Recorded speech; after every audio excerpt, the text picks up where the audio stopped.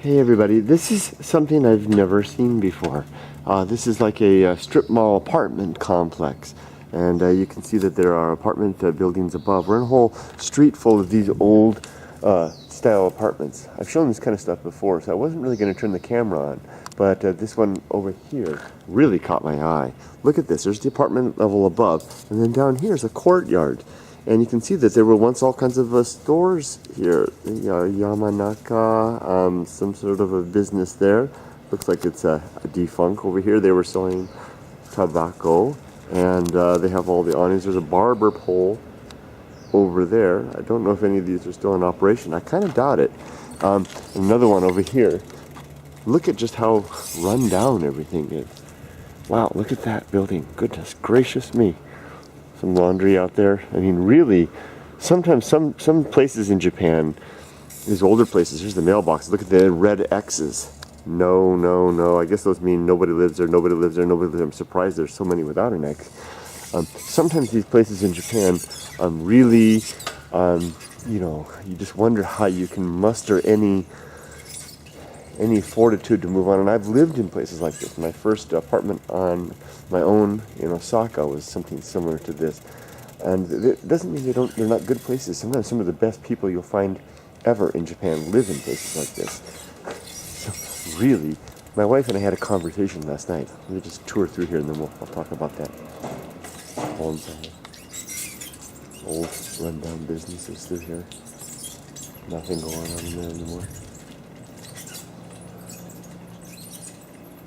All through here. Look at this. Look at that. I mean, imagine in its time, this must have been, a pretty happening place. My wife and a barber shop, knife sharpening. That's what this is. Knife sharpening place. Knives, the old style kitchen knife and scissors. No more knife sharps. Knives being sharpened there. Roses and the like. My wife and I, sorry about the squeaky bicycle. I know you guys have been complaining about it in comments. I'm going to try to get it fixed. This one's not quite as old over here. Yumiko and I had a conversation yesterday about this topic, kind of. I was complaining to her about the consumer culture and the way that we're around the world now. We're raised in first world countries. We're raised to basically consume resources and drive the economy. And how I thought that I'm a biologist by interest, if not by trade, by heart. And I know that biological systems have a way of resetting themselves when communities of animals abuse the resources. Nature is very dramatic in resetting populations. This guy's totally looking at me, and I believe that as a culture we are in for such a change. Let's go down this way.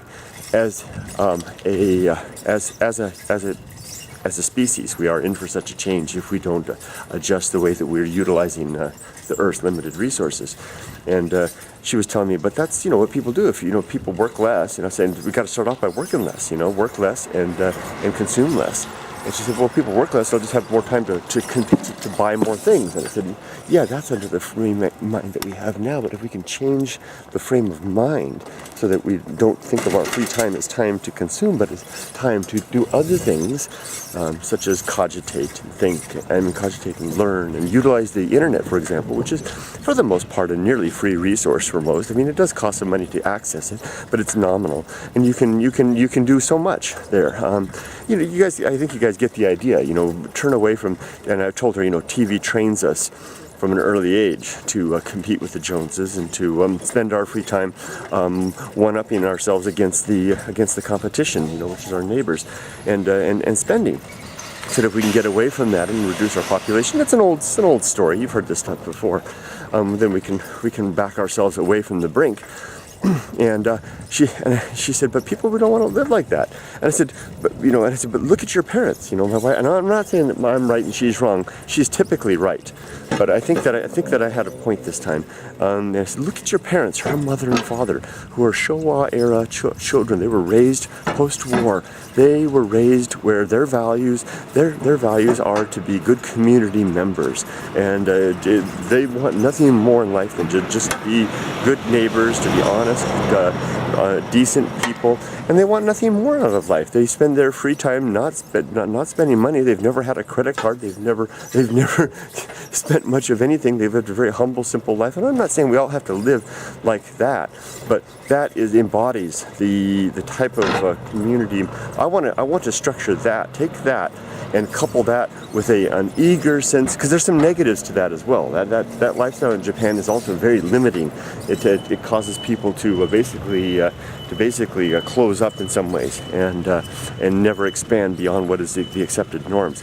And I want to couple, though, that humility, that simplicity with a childlike eagerness to explore and uncover the wonders of the world, and utilizing the current resources that we have in terms of especially information resources. We're becoming an information society, and basically recreate ourselves not as consumers, but maybe as explorers, maybe as students, as perpetual students throughout life, and back our population down, back our consumption down, increase our efficiency, and greatly increase our humility in the face of the awesome dangers that lurk. I really do, because even though I made a video recently saying we will survive, I don't think that means we're immune from horrifying devastation, whereas a large percentage of our population could be wiped out in terrifying the types of disasters we've seen in the past in as humanity, but no one really